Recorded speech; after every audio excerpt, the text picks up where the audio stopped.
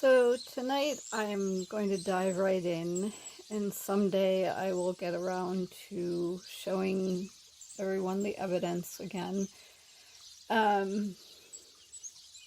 So when I was exhausted speaking one night, it was present sense impression. That's one of the hearsay exceptions that is allowable in court. Then there's the hearsay excited utterance exception. So if you yell or scream something, whether it's in anger or in excitement or what have you, that is admissible in a court of law. Anything that's done excitedly, like with passion, with gusto, if you're like, go Oakland A's, that is admissible in court.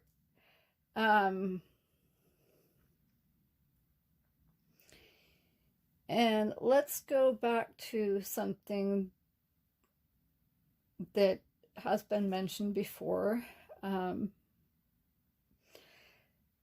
myredbook.com, Republican mob, Herbert, family member, perjurer, suborner of perjury, solicitor of perjury, assaulter, solicitor of assault, pimp, 422 PC, death threat maker, attempted murderer, etc., etc. Richard Lyon Herbert, 94022, Los Altos, La Jolla, Gilroy, Seaside, and Pennsylvania.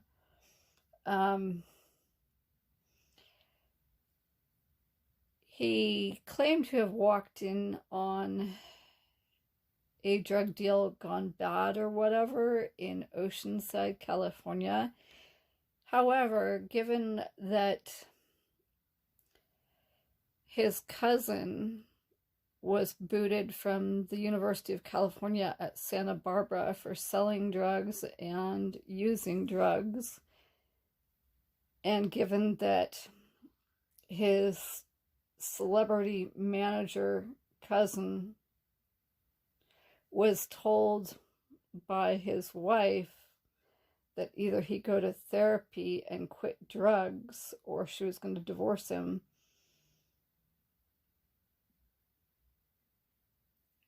Richard didn't just walk in on some drug deal gone bad. And, on several occasions, he told me that, he would stay up all night on,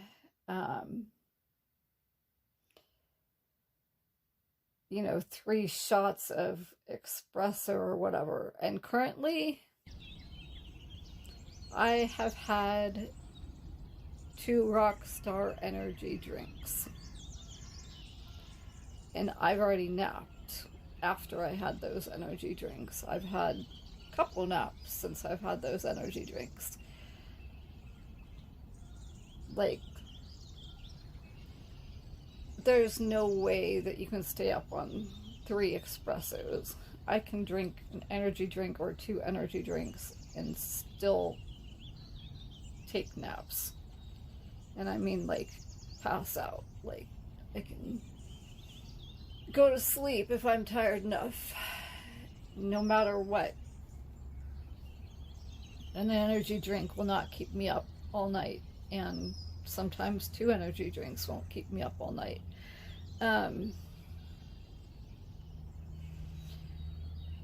Let's see. And as far as adrenal fatigue is concerned, I don't know how I feel about that. I do know that I have fibroids.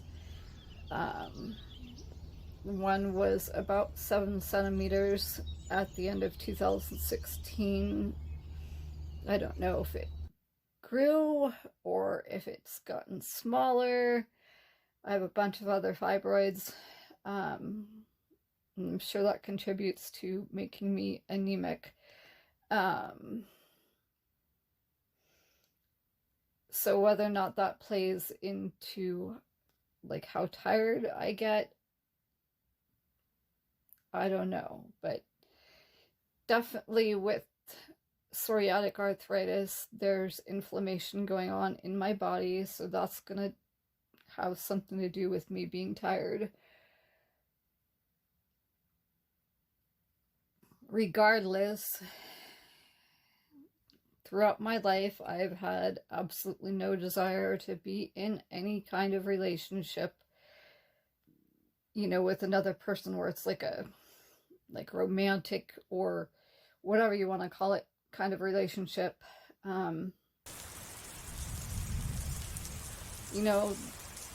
mean, a lot of the girls that I went to school with, like I've mentioned before, Jennifer Bliss, Allison Dressler, three others, they all thought that Ryan Tollner, NFL manager Ryan Tollner with Ben Roethlisberger as his cousin, they all thought that he was just, the be-all, the end-all.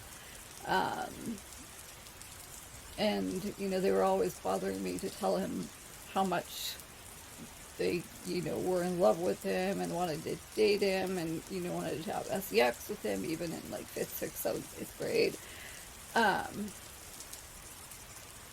And I sat next to Ryan like 1st grade, 2nd grade, every year except for when he went off to St. Simon's.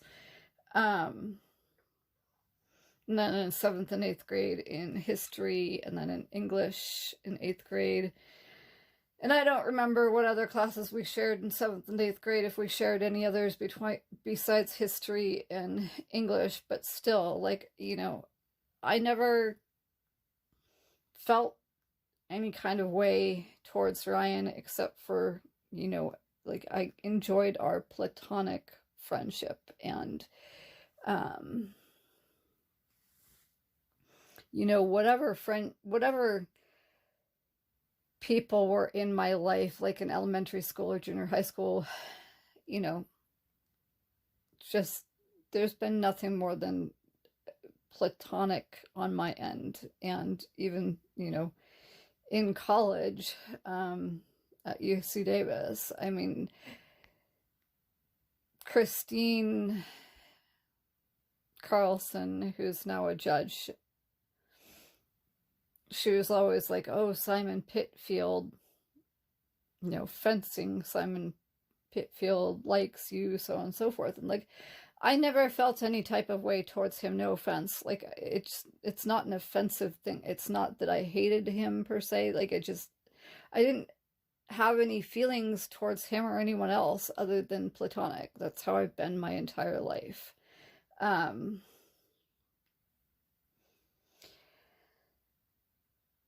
As far as Richard is concerned, going back to my Red Book Republican felon mob Herbert member, Richard Lyon Herbert, he at one point also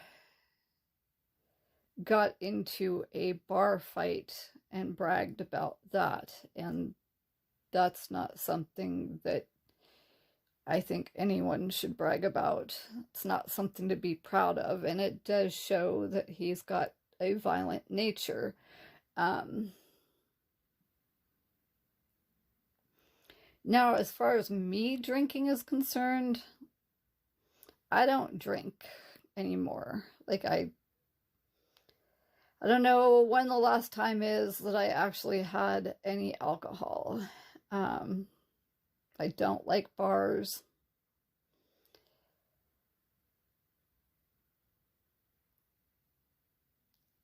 I have an uncle, my dad's brother, who passed away before I was born. He was killed by a drunk driver. And that probably, it does have a lot to do with why I don't drink.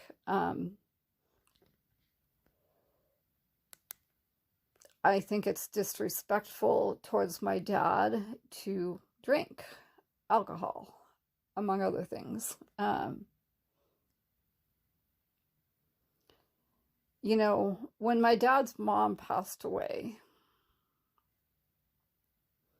I saw a side of my dad that I probably never saw before that. You know, we went to Michigan for my grandmother's funeral, and I was the only female as part of the group that walked with my grandmother's casket or whatever. And I was given a little grief for that. But anyway, that's not what I wanted to talk about. I wanted to talk about my dad when my grandmother passed away. He went into a room basically for like the entire time we were in Michigan and just kept to himself, which, you know, I don't blame him for that. And I don't think there's anything wrong with that. I think, you know, that was his way of grieving. And I'd never seen him like that before. You know, and I think in a way it actually strengthened our relationship. I felt like, you know, when he finally emerged, when we finally came back to California from Michigan,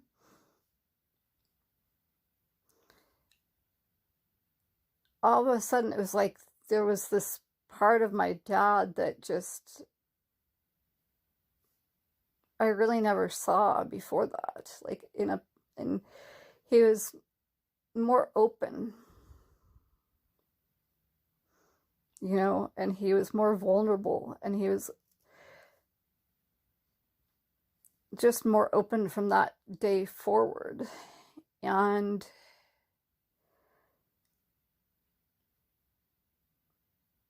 you know, it just, my relationship with my dad was, it's important to me. It was important to me. And to drink and not take into consideration, you know, how much he probably was devastated by losing his brother, that would be a very selfish thing for me to do, to like not take into account how much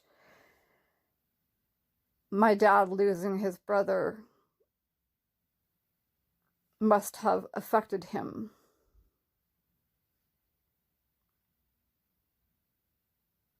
So yeah, I'm not going to drink or drink in excess. At the same time, I'm not going to judge because there's an idea out there that, like, you know, there's a gene or whatever for alcoholism. You know, and I definitely know where my cousins are from in Michigan. And I do include Teddy and Patrick and their sister as my cousins because, I mean, they were pretty much around whenever I was in Michigan. And, you know, I know that where they're from in Michigan, there's not a whole lot to do. And they did kind of live out in the boondocks. You know, when I would go visit my aunt and uncle and my cousins and stuff, like in Michigan, they had, originally when I went out there when I was younger, like their farm was, well, it is a farm. It was a farm. It was like 107 acres or something like that. And, you know, there were cats. There was Buffer the dog initially, and then Essie. There were geese. I mean, it was not a small place, and it was in the middle of nowhere, so to speak. It was in the boondocks, and there wasn't much to do for my cousins. And, you know, in some place like that, there's probably going to be a little bit more drinking of alcohol than, I don't know, elsewhere maybe. But, and that's a big but, that doesn't excuse the law enforcement out there, because I do remember after Kelly, the older of the two cousins, the Legzinskis, once he got his driver's license, I swear to God, I remember cops just sitting out at the end of the driveway, which, you know, they have long driveways there, just waiting to go after Kelly and, you know, anyone else his age to give them a ticket for something. And like, they'd follow us to town and they'd follow us back. And that's just totally ridiculous. Anyway, so, you know, I don't think there's anything wrong with being respectful towards your parents or guardians or what have you, and deciding not to drink, you know, and especially because you know that you have a parent or a guardian who had a sibling pass away because of a drunk driver.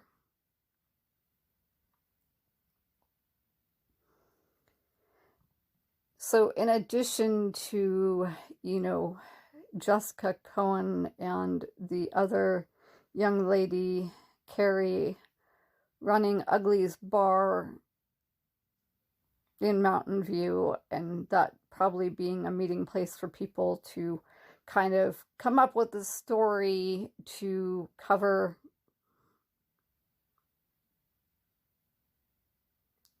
any of their participation in the June 8th, 1992 attempt on my life.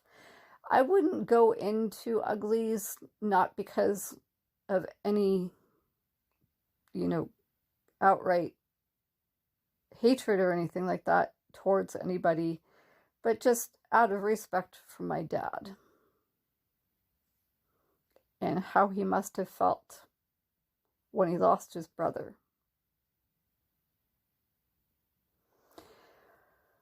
Now, sort of in another direction, I do very much feel strongly that if you're at about 0.06 or more, and you're hanging out with somebody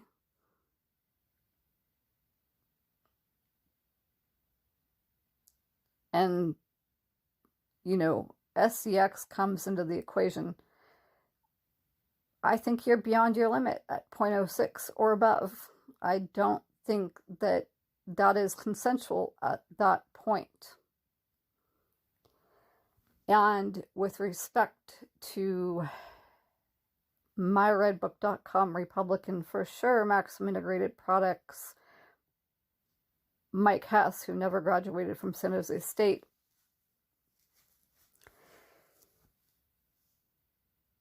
I mean, he was definitely trying to convince me that I'm anorexic and bulimic, which just, I'm not. And I'm tired of saying it. You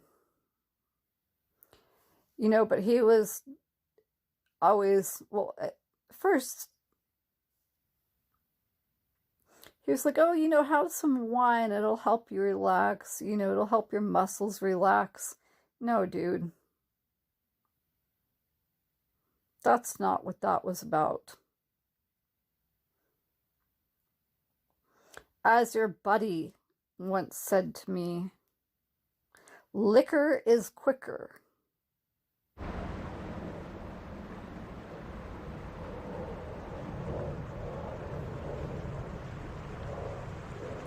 And I'm just gonna leave off here for now because this is getting lengthy.